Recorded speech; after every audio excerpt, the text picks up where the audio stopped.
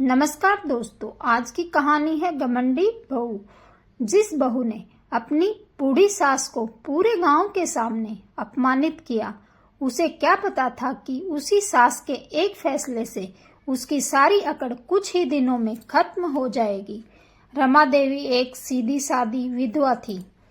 पति के जाने के बाद उन्होंने खेत बेचकर अपने इकलौते बेटे अमित को पढ़ाया लिखाया। अमित की नौकरी लग गई और उसकी शादी शहर की पढ़ी लिखी लड़की नेहा से हो गई। शादी के कुछ महीने तक सब ठीक रहा, लेकिन धीरे धीरे नेहा का व्यवहार बदलने लगा।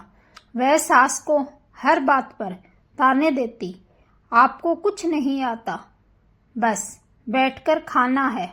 रमा देवी चुपचाप सब सहती रही। एक दिन गांव में पूजा थी। सब लोग घर आए हुए थे। नेहा ने सबके सामने रमा देवी से कहा, पहले सारे बर्तन धो लो, फिर खाना खाना।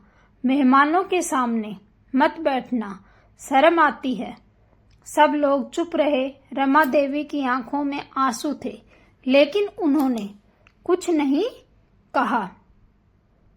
उस रात उन्होंने अपने पुराने संदूक से कुछ कागज निकाले और अगले दिन बिना किसी को बताए शहर चली गई।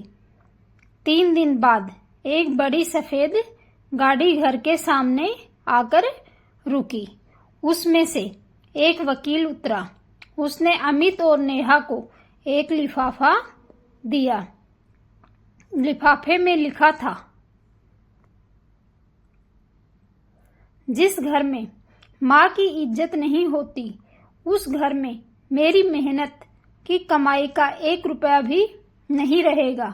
मैंने अपनी सारी जमीन और बची हुई संपत्ति एक वृद्धाश्रम और अनाथ बच्चों के नाम कर दी है। तुम दोनों अपने दम पर जीवन जीना सीखो। यह पढ़ते ही अमित के पैरों तले जमीन खिसक गई। उसे पहली बार एहसास हुआ कि जिस माँ ने उसे सब कुछ दिया, उसी को वह सम्मान नहीं दे पाया। नेहा भी फूट फूट कर रोने लगी।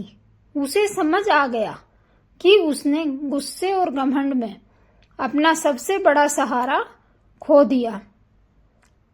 दोनों तुरंत वृद्धाश्रम पहुंचे। रमा देवी वहां बच्चों को खाना खिला रही थी। अमित माँ के पैरों में गिर पड़ा। माँ, हमें माफ कर दो, हमने बहुत बड़ी गलती की है।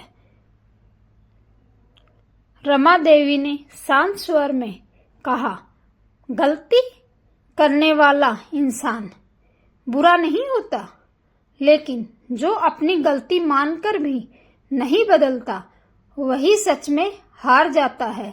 नेहा ने भी हाथ जोड़कर माफी मांगी और वादा किया कि अब वह रमा देवी को अपनी माँ से भी बढ़कर सम्मान देगी।